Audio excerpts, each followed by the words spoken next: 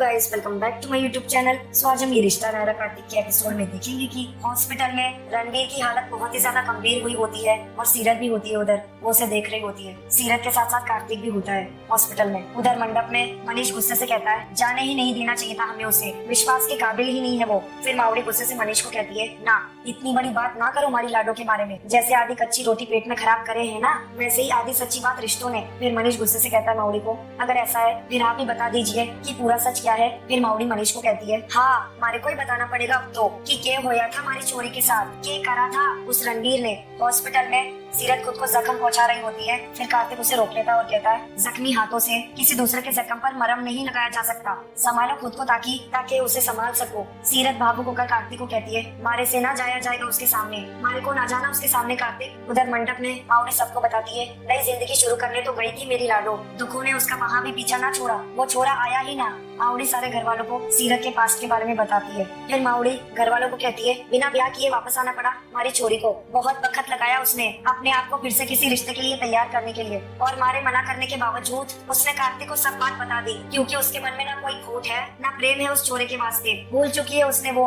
Hospital में कार्तिक सीरत को कहता है सीरत रणवीर ठीक हो जाएगा। फिर सीरत कार्तिक को कहती है सॉरी वो हमारी वजह से सबका मूड, सब इंतजार कर रहे होंगे ना हमारा वहाँ और हम यहाँ, पर उस वक्त हमारे को कुछ समझ में ही ना आया, खून इतना। फिर कार्तिक सीरत को कहता है कोई भी अच्छा इंसान यही करता सीरत जो तुमने किया है, और वैसे भी हमारी जरूरत यहाँ ज्यादा है वहाँ नहीं। फिर सीरत भावुक होकर कार्तिक को कहती है थैंक यू। फिर इतने में डॉक्टर आता है, वो कहता है एक्सक्यूज मी। फिर सीरत डॉक्टर से पूछती है वो तबियत कैसी है रणवीर की। फिर डॉक्टर बताता है ब्लीडिंग बंद हो गई है, सर्जरी करने की जरूरत नहीं पड़ेगी। फिर सीरत डॉक्टर से पूछती है मिल सकते हैं उससे। फिर डॉक्टर कहता है हाँ आप उनसे मिल सकते हैं। इतना बोल के डॉक्टर चला जाता है। फिर कार्तिक सीरत को कहता है सीरत जाओ। मंडप पर मावड़ी रोते हुए हाथ जोड़कर घर वालों को कहती है कोई रिश्ता ना है उससे, उसने तो 2 साल से ये भी नहीं पता किया कभी कि वो है कहाँ। फिर मनीष गुस्से से मावड़ी को कहता है तो फिर वो अपनी सगाई छोड़कर क्यों चली गई उससे मिलने। फिर स्वर्णा भावुक होकर मनीष को कहती है कार्तिक भी तो है ना उसके साथ मनीष, आप प्लीज एक बार उसे कॉल करके पूछ लीजिए ना कि सब कुछ ठीक है ना प्लीज। फिर मनीष कार्तिक को कॉल करने लगता है, पर कार्तिक अपना फोन मंडप पर ही भूल जाता है गलती से।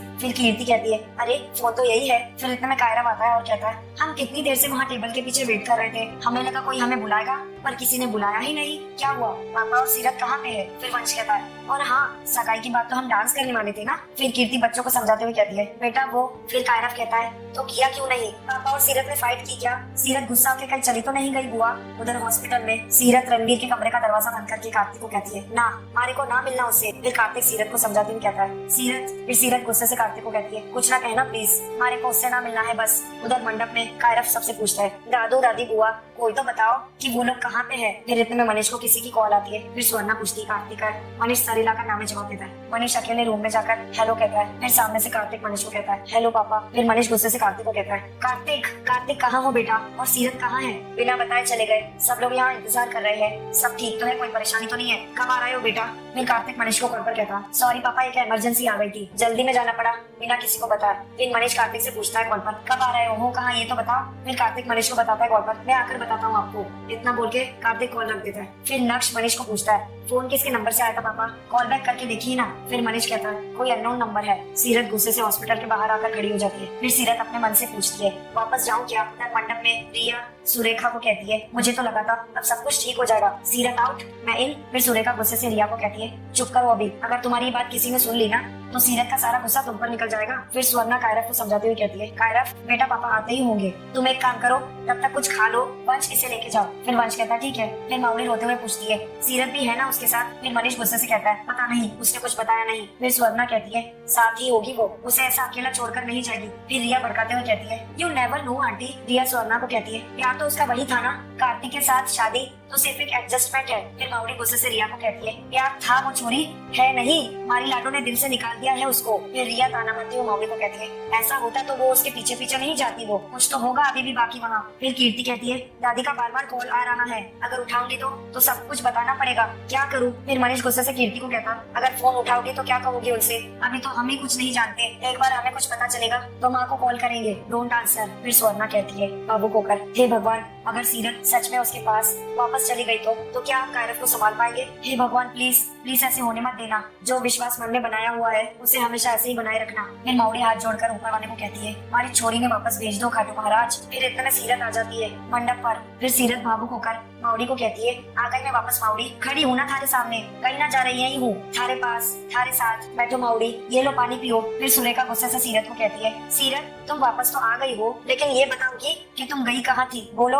और वो रणवीर, वो कौन है जिससे तुम आज भी मिलती हो, और अगर अब भी मिलती रहती हो तो तुम कार्तिक से सगाई क्यों कर रही हो, जवाब दो इसका। फिर सीरत सारे घर वालों को कहती है, सबसे पहले तो सॉरी, आप लोगों ने हमारी वजह से परेशानी हुई उसके लिए। फिर सीरत गुस्से से सुरेखा को कहती है, और अब आपके सवालों के जवाब, तो कहाँ गई थी, हॉस्पिटल, और क्यों गई थी, क्योंकि हमारे सामने ना एक्सीडेंट हो गया था, वो भी हमारे किसी जानने वाले का, तो उस वक्त हमारे को सिर्फ एक ही बात सूझी कि इसकी जान बचानी है हमारे को, बस। फिर रिया ताना मारते हुए पूछती है सीरत को, उसे जानने वाला मत कहो, यहाँ सब लोग तुम्हारा सच जानते हैं, रणवीर तुम्हारा एक्स था, ये बात अब सबको पता है। उधर हॉस्पिटल में रणवीर के पास कार्तिक खड़ा होता है। फिर इतने में रणवीर नींद में बड़बड़ाते हुए कहता है, सीरत सीरत सीरत मत मारो, सीरत मत मारो हमारी सीरत को, मैं चला जाऊंगा उसकी जिंदगी से, मारो मत, मैं कट्टे वापस नहीं आऊंगा, सीरत को मारो मत, मत मारो सीरत को, मत मारो। रणवीर की बात सुनकर कार्तिक हैरान हो जाता है। फिर इतने में डॉक्टर कार्तिक को कहता है, मिस्टर कार्तिक आप आएंगे मेरे साथ एक मिनट प्लीज। फिर कार्तिक डॉक्टर से पूछता है, क्या हुआ डॉक्टर। फिर डॉक्टर कार्तिक को बताता है, थोड़ा अर्जेंट है, पेशेंट की रिपोर्ट आई है। मंडप में सीरत गुस्से से बताती है घर वालों को, हाँ तो सच ये भी है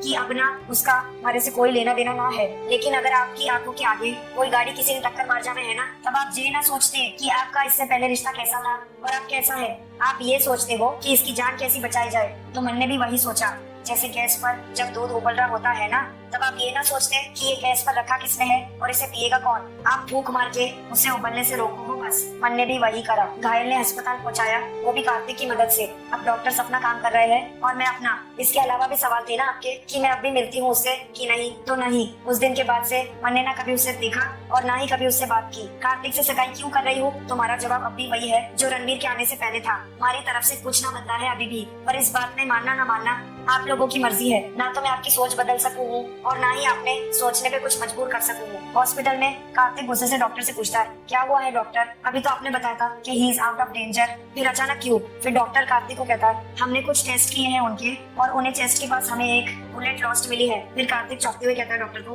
व्हाट, आई एम सॉरी, क्या आपने बुलेट कहा या शायद मैंने कुछ गलत समझ लिया। फिर डॉक्टर कार्तिक को कहता है, नहीं मिस्टर गोइंका, आपने बिल्कुल सही समझा है, मैं बंदूक की गोली की ही बात कर रहा हूँ, छोटे छोटे फ्रैगमेंट्स हैं उसके, कुछ साल पुरानी लगती है। फिर कार्तिक डॉक्टर से कहता है, तो फिर वो इस एक्सीडेंट से कुछ। फिर डॉक्टर कार्तिक को बताता है, ना इस एक्सीडेंट के साथ उनका कोई कनेक्शन नहीं है, लेकिन जो हमने टेस्ट किए हैं उनके रिपोर्ट्स के हिसाब से ये जो छोटे छोटे फ्रैगमेंट्स है ये इनकी एक इम्पोर्टेंट नर्व्स को प्रेस कर रहे हैं, जिसकी वजह से इनको आगे चल के बहुत ज्यादा रिस्क हो सकती है। फिर कार्तिक डॉक्टर को कहता है, ठीक है डॉक्टर, अगर आपको सर्जरी करनी है तो पैसे वगैरह मैं देख लूंगा, आप किस बात का इंतजार कर रहे हैं। फिर डॉक्टर कार्तिक को कहता है, परमिशन, आप उन्हें यहाँ लेकर के आए हैं तो सो आई थिंक कि आप उनके सबसे ज्यादा क्लोजेस्ट है। ये एक बहुत क्रिटिकल सर्जरी है जिसके लिए हमें आपके कंसर्न की जरूरत है। मैं फॉर्म भिजवा देता हूँ, if you think it's okay आप साइन करा दीजिए। फिर कार्तिक अपने मन में कहता है, सीरत को मत मारो, बुलेट, चला जाऊंगा दूर, ये सब मुझे कुछ ठीक से समझ में नहीं आ रहा। सीरत को पता होगा शायद, उसी से पूछता हूँ। उधर होटल में सीरत बहुत ज्यादा तीखा खाना खा रही होती है। फिर कायरव सीरत से पूछता है, आपको मिर्ची नहीं लग रही। फिर सीरत रोते हुए कायरव को कहती है,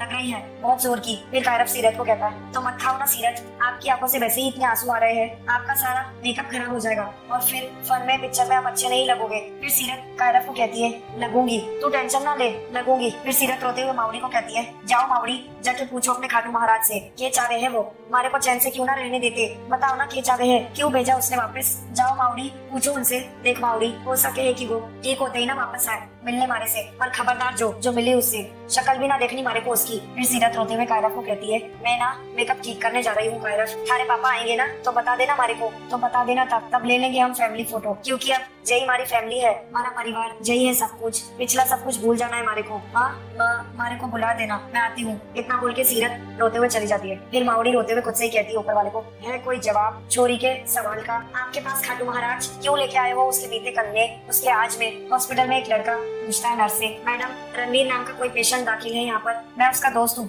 मैंने फोन किया था उसके फोन पर तो किसी डॉक्टर ने बताया कि उसका एक्सीडेंट हो गया और वो यहीं पर दाखिल है मैडम। फिर डॉक्टर ने उस आदमी को कहती है, मेरी ही बात हुई थी आपसे, चिंता की कोई बात नहीं, अभी वो स्टेबल है। फिर वो आदमी डॉक्टर को कहता है, मिल सकता हूँ उसे। फिर डॉक्टर ने आदमी को कहती है, अभी वो बेहोश है, आप मिल नहीं सकते पर देख जरूर सकते हैं, 302 उनका रूम नंबर है। फिर वो आदमी थैंक यू डॉक्टर को कहकर चला जाता है। फिर डॉक्टर कार्तिक को पूछता है, आप प्लीज वो सर्जरी के बारे में जल्द से जल्द डिसीजन ले लीजिए। फिर कार्तिक कहता है जी। वो आदमी कार्तिक को देखकर कहता है आप। फिर कार्तिक उस आदमी को बताता है जी मैं कार्तिक गोइंका। फिर वो आदमी कार्तिक को कहता है कार्तिक गोई ना जिसने कल इसके हाथ में पट्टी बांधी थी। फिर कार्तिक कहता है जी। फिर वो आदमी कार्तिक को कहता है थैंक यू, बताया था इसने मुझे, हर बात बताता है मुझे, पता नहीं ये एक्सीडेंट कैसे। फिर कार्तिक वो आदमी से पूछता है फिर तो आपको ये भी पता होगा कि रणवीर के सीने पे जो बुलेट के फ्रेगमेंट्स है वो कैसे और क्यों। फिर वो आदमी बात को घुमाते हुए कार्तिक को कहता है सर आपका पहले ही बहुत टाइम वेस्ट हो चुका है, आपके घर में कोई फंक्शन है ना, शायद सगाई है आपकी, आप प्लीज इसकी चिंता मत कीजिए, इसके साथ मैं हूँ ना, आप प्लीज घर जाइए, आपके घर वाले वेट कर रहे होंगे। फिर कार्तिक उस आदमी को कहता है जी ठीक है,